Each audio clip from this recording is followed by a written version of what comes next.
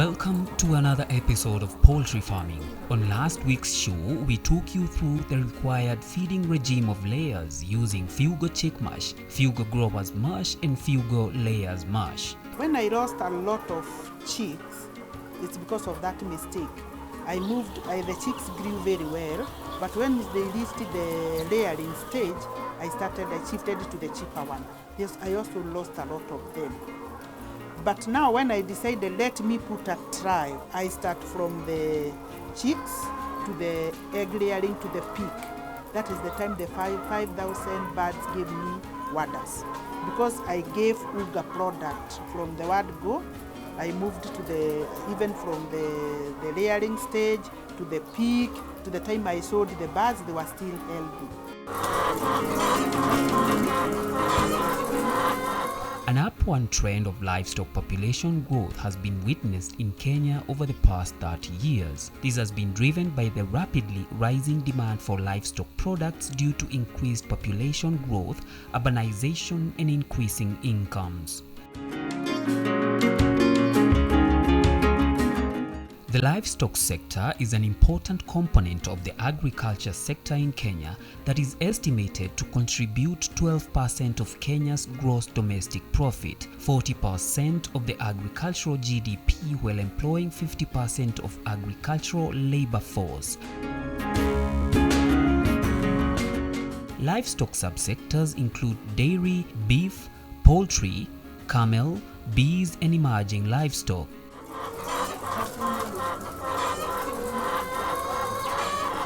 Chicken play a major role, representing 4% of the agricultural contribution to the GDP. Local chicken constitutes 80% of all poultry in Kenya, with a population of over 30 million birds and an average flock size of 10 to 30 birds per household.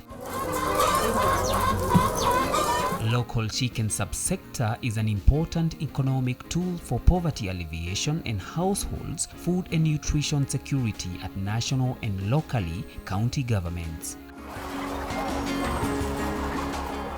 According to 2019 Kenya Population and Household Census, the national poultry meat production is estimated at 18,600 metric tons, valued at 3.52 billion Kenya shilling. Local chicken meat production is 11,400 metric tons. Broilers produce 6,300 metric tons, and culls from layers 900 metric tons.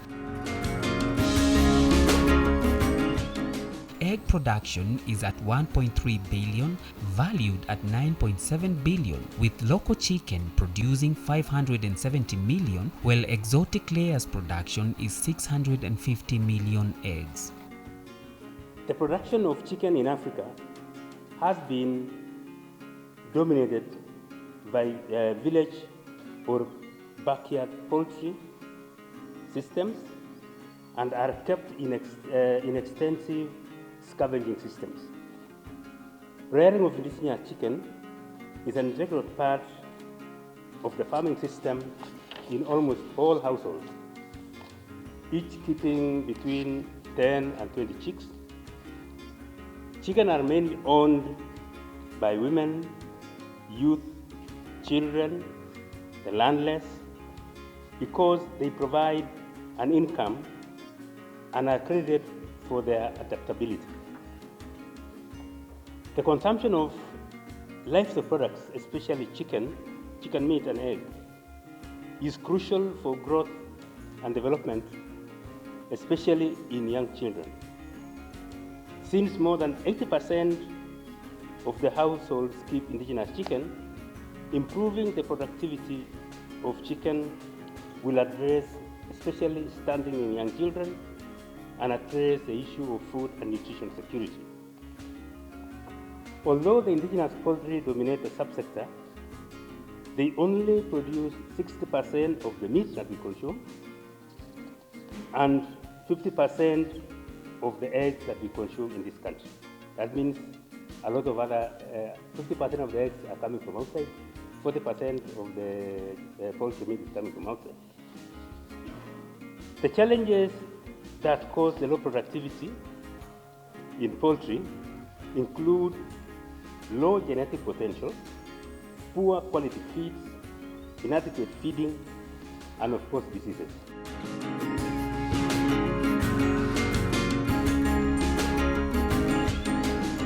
Chicken demand is projected to increase by 192% by the year 2050. Egg consumption to increase by 167 and 126% by 2030 and 2050 respectively.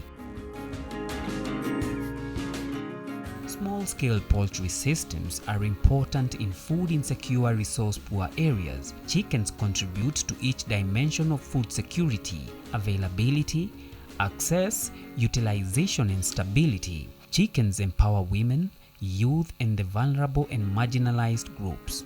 Some of the factors that contribute substantially to a successful and sustainable farming venture are breed, nutrition, chicken health, animal husbandry, and farming techniques. For a farmer who wants to venture into poultry, first of all, you have to identify the people that are going to be supplying you the inputs, that is the chicks, the feeds, and everything else. First of all, you need to do your research, do a credible research of credible suppliers, because in a poultry enterprise, there are three pillars which are very critical.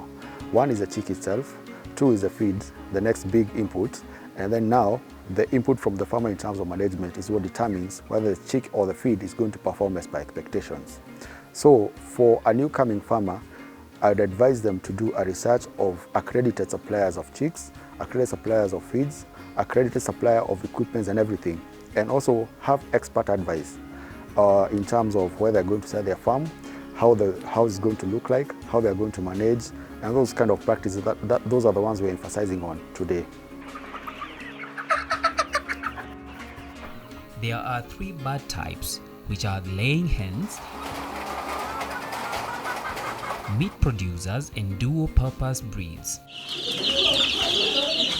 Some of the points that you need to consider when choosing a breed are the market situation, local preference, farm experience, management, available breeds, and input availability.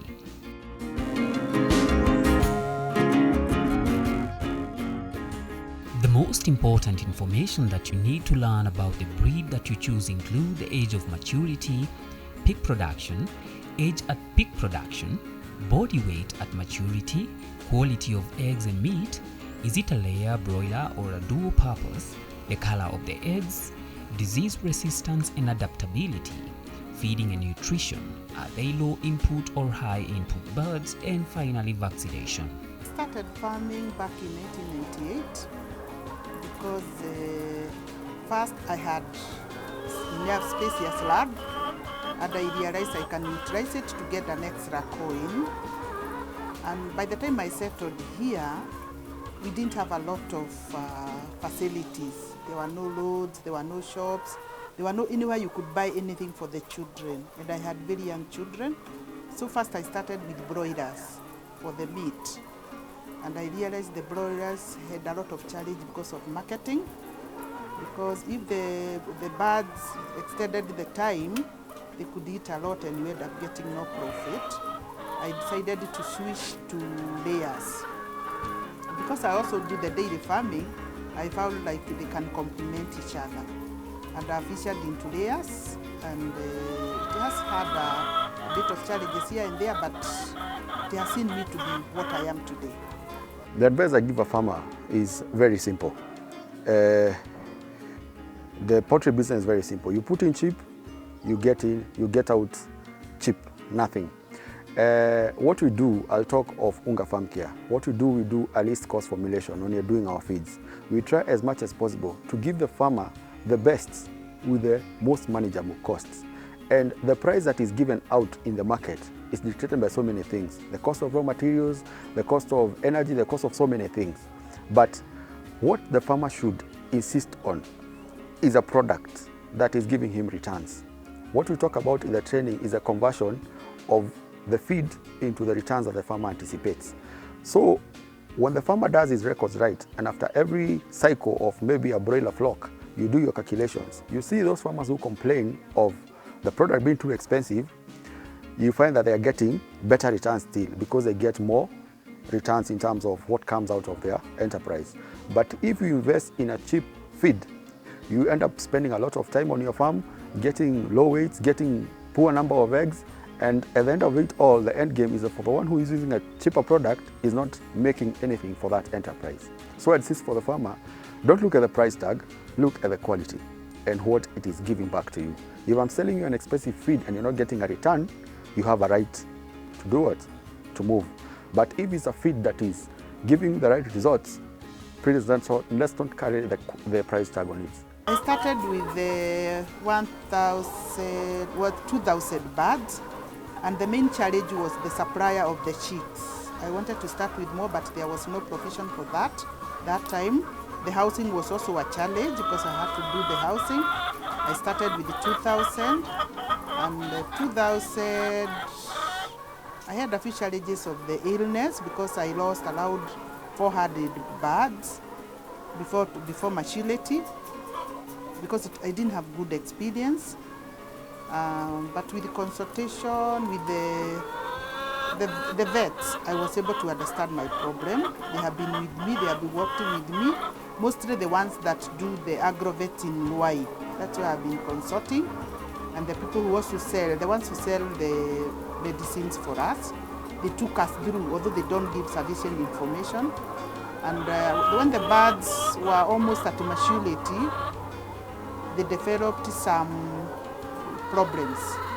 They started becoming weak in the legs.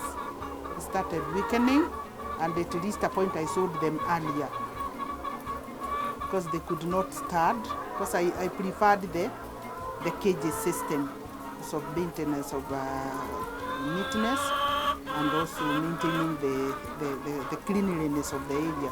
So I realized there was a problem. When I consulted, I was told the breed of food I was using was having some challenges with calcium. I was informed for cages you need a good food that maintains the calcium level, and that is what caused the birds to have a problem with their legs, and I sold them very early at a loss. Also, I didn't get maximum of the egg production because they didn't reach the peak. That discouraged me a bit, and I decided now to consult further. I brought another lot, 3,500, and I started another type of, the breed now was different, and the supply of food was also different. I moved with them. They also had several challenges because I lost almost 700 birds. But that was when I consulted, and I invited doctors to come to the farm, to come in and do analysis and exactly advise me what am I doing that I'm going wrong. Because first I lost to 400, then here I've lost 700. So I'm not reaching the maximum of the profits I would want to get. And I was advised. When the food was supplemented to the lab test, they noticed there was a problem. And that is what caused the death of the birds. I didn't get discouraged. That one I brought them up, they grew to the peak, and I sold them later.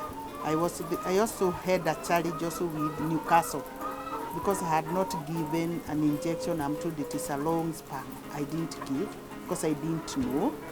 So I also lost a lot of them when they were almost at the peak.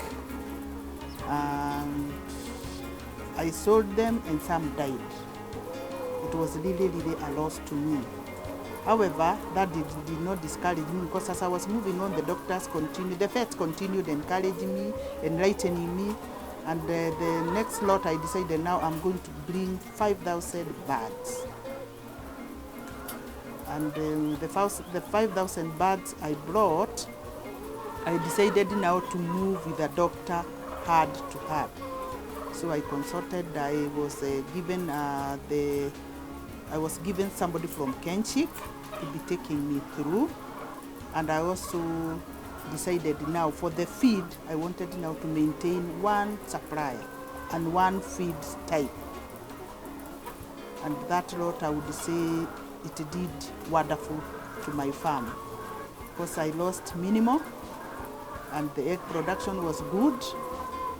And I would say that is where, when I started opening up on layers, and I started appreciating because there was good profit margin.